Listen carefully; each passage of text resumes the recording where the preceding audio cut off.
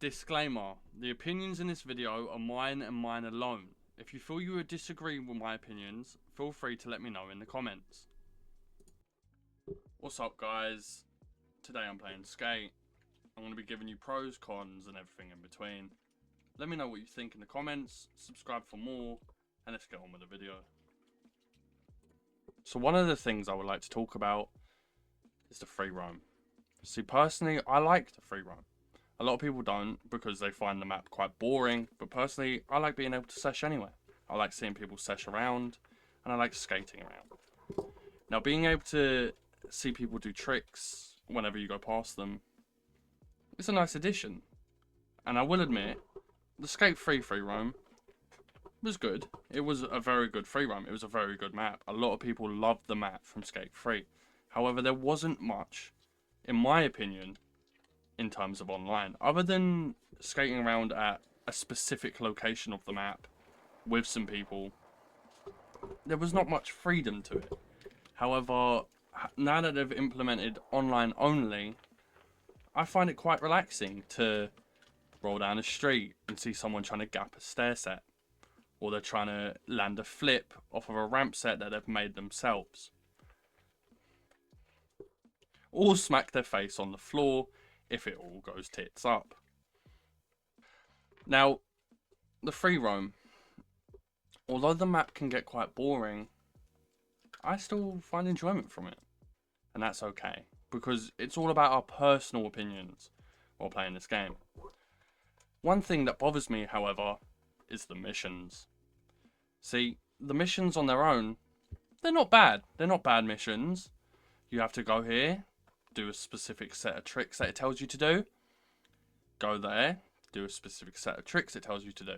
However, every 24 hours the missions reset.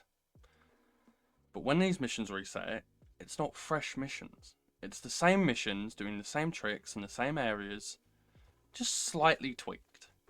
And this can feel quite repetitive and can die out the game quite fast. Personally, I've put about 60 hours into the game so far, and I'm enjoying it.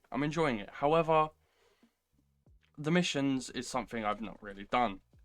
I've hit a high enough rank on 2 of the segments, but the burnout was so strong that I've not even really started leveling up the 3rd segment. Doing the same tricks, the same lines, just doesn't feel that enjoyable to me. However, that doesn't mean it won't feel enjoyable to you. And that's up to you entirely. Another thing I like. No. Right, here we go. 3, 2, 1. Another thing I like. The animations. Landing a kickflip. It just feels a lot more clean than it did on Skate 3. Although a lot of people hate the art style, and I was one of those people at the beginning of the game, however, it started to grow on me. The kickflips feel good. Every flip feels good. Even the grabs feel smoother in my opinion. One thing about the game which I haven't enjoyed is the fact that there's only 3 of the 4 segments of the map unlocked at the moment. Now this isn't bad. This isn't a bad thing necessarily, as it means that they're going to drop something eventually and there's going to be more content for us to play. However, at this moment in time, it just feels dried up and reused.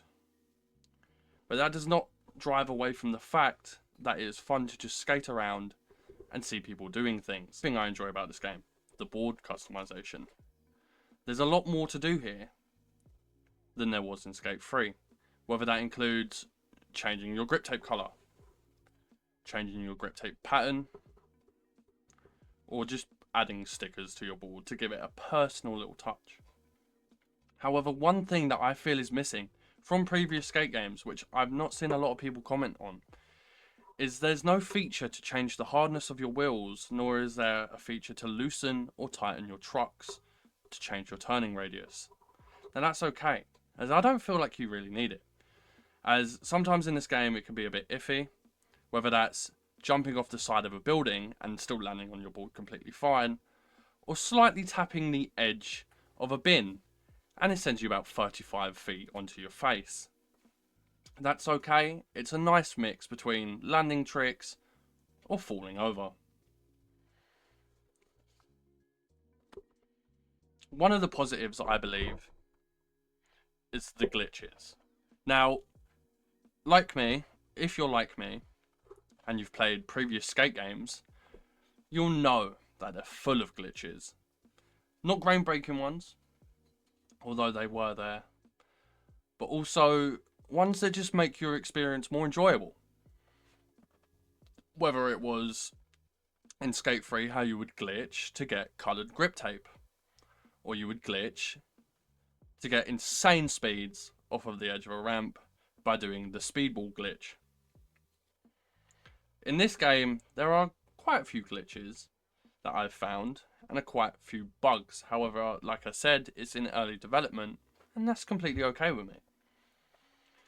Things like flying up in the air when you randomly hit a lamppost or something. I find that funny.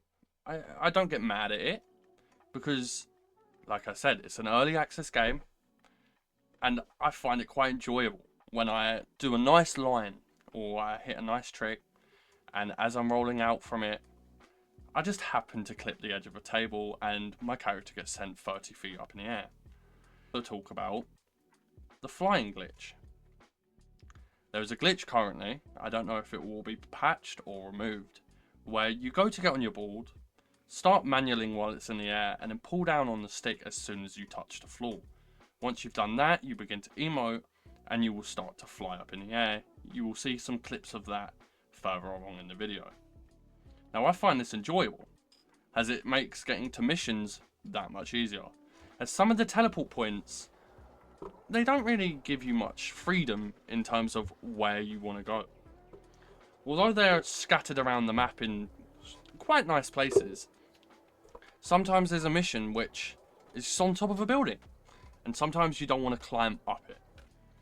So which leads me to do this glitch, so I can fly up in the air, fall back down, land directly where the mission is, and it just makes my experience overall that much more enjoyable, so I don't have to spend 15 minutes climbing up the side of a skyscraper because there's no teleport point at the top of this mission, at the top of this building.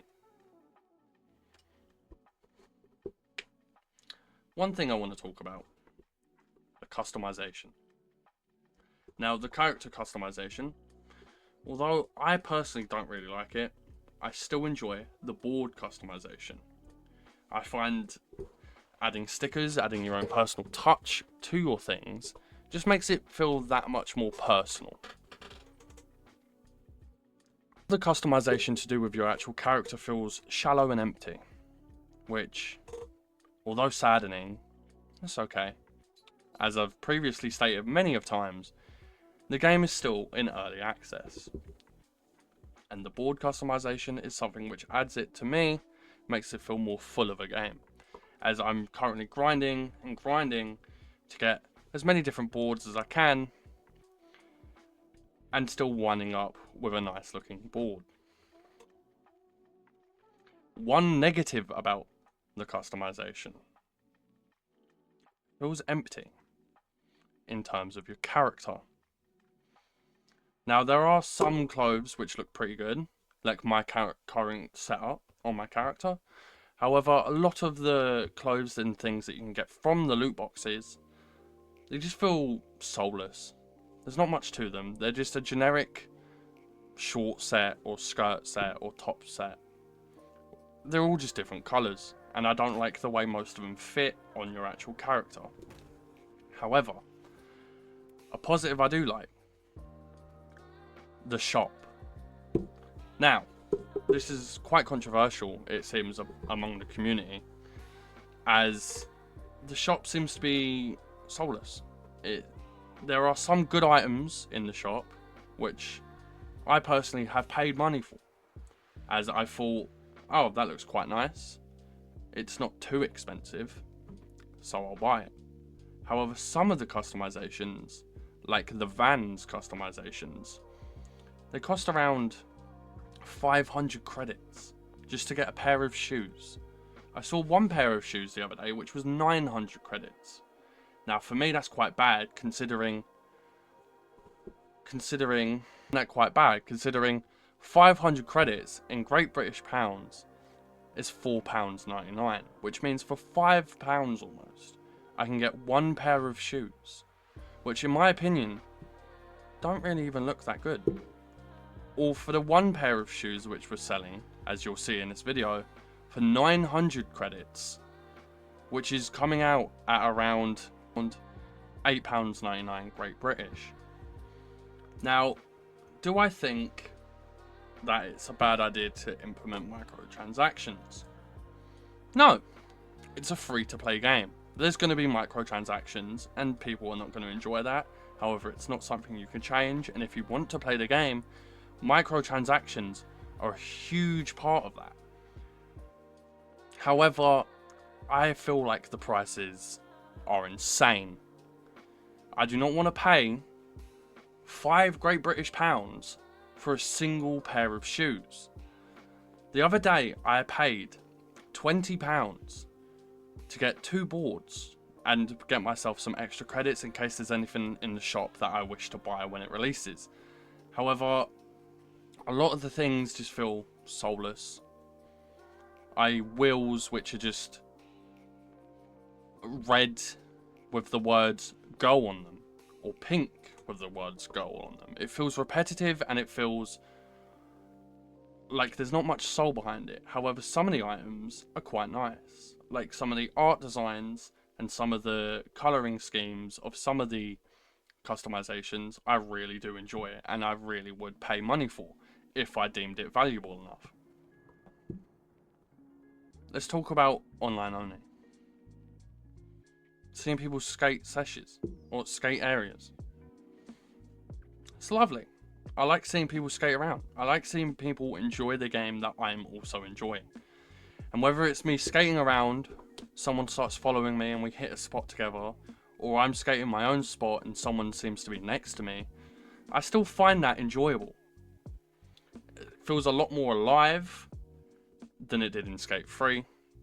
And the community just feels like they're right there. Like you can reach out and touch them. I think the game is lacking is actual skate parks. Now, you'll find a few scattered around the map. However, I feel like there has been a huge amount removed in terms of skate parks from Skate 3. Whether you're like me, who likes to play this game skating street, or you're like other players who like to do nothing but skate parks, I feel like this is more enjoyable for players like me, as there's not much content here for people who solely like to skate at parks. And I feel like that gets rid of a lot of the feeling of what it is to play skate. You have some of the classics like Carvatron, you have Super Ultra Mega Park, you've got the Monster Mega Park in Skate 3. However, none of that seems to be here. Now there is the Shark Stadium, like there was in Skate 3, however it's completely different. And there is a mega ramp there, which is quite fun to sesh, and you can hit that grind, you can go around the entire stadium, and it feels quite crisp and smooth to do so. Stadium, there's a mega ramp. Now this mega ramp feels fun, it feels fresh. You can either go straight forwards, go into the ramps, or you can lean a little to the left, land on a rail, or go even more left. Place down a ramp at the end of it, and you can wall ride straight off of the stadium sign and land on your own ramp, which personally I find enjoyable. I find hitting these crazy tricks and these crazy stunts off of places to make me feel happy. It makes me feel delighted when I send myself at 50 miles an hour off of the edge of a concrete ramp straight into a building, and then straight off of that building onto my own personal little ramp. Anyway guys, this has been my first video. Thanks for watching. Any shares, comments and likes will be greatly appreciated. I don't have much to say for now, so for the next couple of minutes, just watch me cruise around, fall over, maybe hit a trick or two. See you in the next one.